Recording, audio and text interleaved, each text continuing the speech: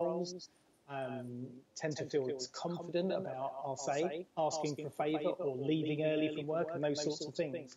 So where half of that relationship is in that online entrepreneurial world, it creates great benefit. I mentioned at the top of the show, I'm the one that does the school runs in our house. I'm the one that does after school activities and those sorts of things. That's just how it falls in our house. And that helps us tremendously as a family to do all sorts of things from a flexibility point of view. But I also know that it allows people to decide to work more if they want to work more because they don't have family around them. And they are giving their all for the next 3 years to create the next big thing that they think will set them up for life. The flexibility piece and the time freedom. The most important thing is that we create a business and a business model that allows us to lead the life that we want to lead because we can afford to choose to lead it that way. And that doesn't have to be the same from month to month. But as I say, this concept of more profit, more choice, more impact is really how that follows through. Now, if you have to think, Jason, about the top 5 people in your life, without naming names and stuff like that, but how important, because I talk a lot within all my posts and everything that I talk about when I speak, about the top 5 people in your life, the biggest influence, and how you think, how the turnout is for you, how you are driven. Tell me when I say top 5 to you, what does that mean to you within business when you're thinking about different things and moving forward? I think it really is about, it comes back to this idea of finding the people that you connect with and resonate with.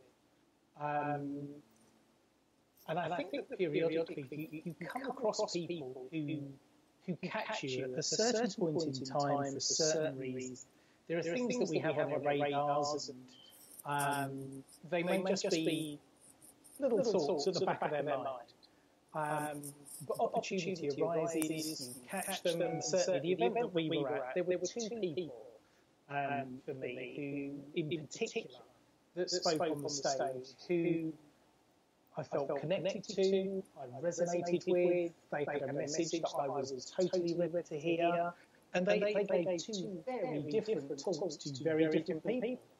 But I think I'd struggle to give you a top 5 per se. Yeah. We recognise that there are certain people at certain points in time who I think have a tremendous amount of influence over us. And certainly one of them, I did whatever I could possibly do to hear this person do a live. Whenever they were on Facebook Live, being interviewed by someone, running their own challenge, I did everything I could possibly do to make sure. Yes, because you could see that person really was speaking to you because you felt that person was there. Absolutely. Yeah. I love the phrase that you say because I actually say this phrase. So when you just said it, I'm like, whoa, he says it too. Ready to hear. I was ready to hear them.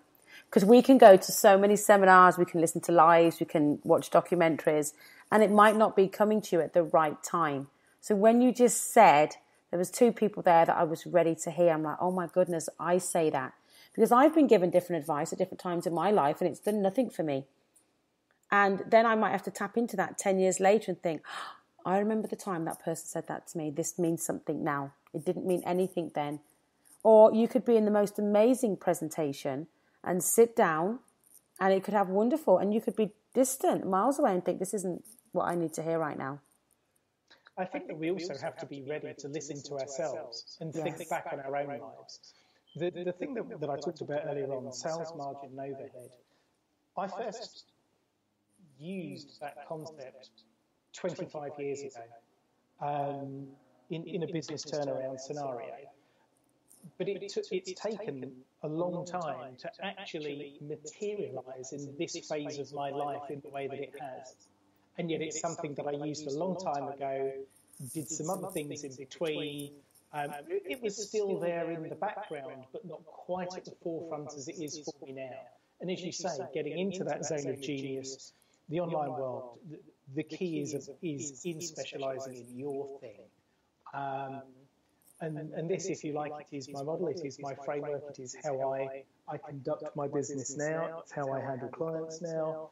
Everything comes back to that basic framework. And yet 25 years ago, I had no idea that that is how it would be now.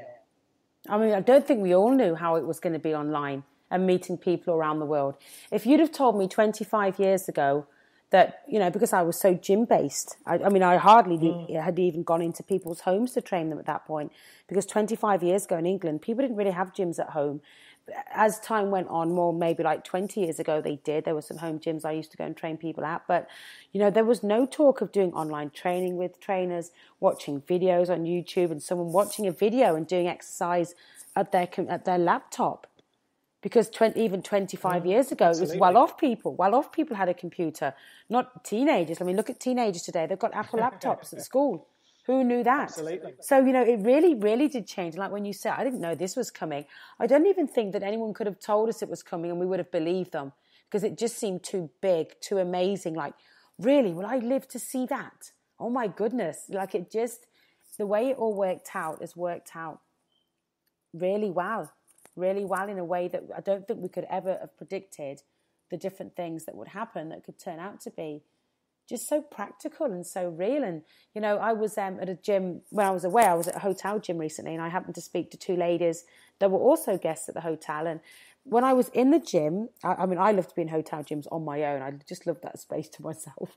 But these two ladies were on there, and they were doing a workout on their phone. And I took a picture of them at the end of their workout, and they said, oh, yeah, we were in our live group doing our workout at the same time as everyone else. Like, who would have thought that years ago, that there was 10 women on their phone at different parts of Canada or the world doing a workout at the same time? I know, and I think this is, it is about our ability to reach and impact more people in a way that just wasn't possible like that before. You know, I have a good friend. She retrained from a marketing background, now runs 25 Pilates classes a week. The conversation with her about getting morning classes for people who get up early and go and work in the city, those sorts of things, they are so possible to do. As you say, in ways that we never could have imagined. But it is why we live our lives now. The ability to connect and get the things that we need, the people that we want to receive from, as much as the people that we want to serve. It is so powerful in terms of how we can, conduct business, manifest the impact that we want to create there. Yeah, I think it's great. So, Jason, tell us about what things you're doing. I know you've got a really great Facebook group, and tell us about the keynote speeches that you do and how you help people, your events. I want to know a bit more now. If someone wants to work with Jason, what do they do? I also know that you're coming up as a coach on fire soon. I really want you to tell us about your new show that's starting next week. So, first of all, go through your events and everything that you do where people go, oh, I want to be involved in Jason doing this. I want him to come and speak about that. Just tell us a little bit more about what you do.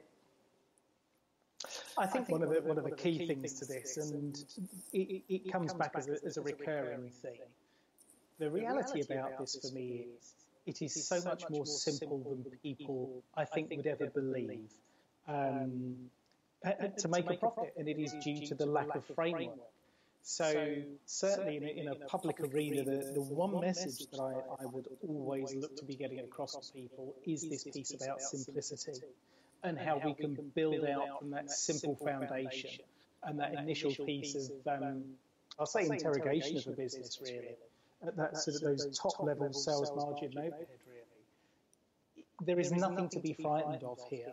And that, to me, is the most important message that I think I can ever convey to a group of people in one go in that sort of set of circumstances.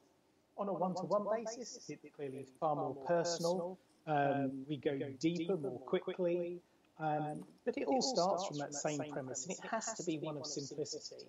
I don't want people to be caught up thinking that numbers are going to take over their life. We can be intentional about the profit that we want to make. We can take deliberate action to manifest that.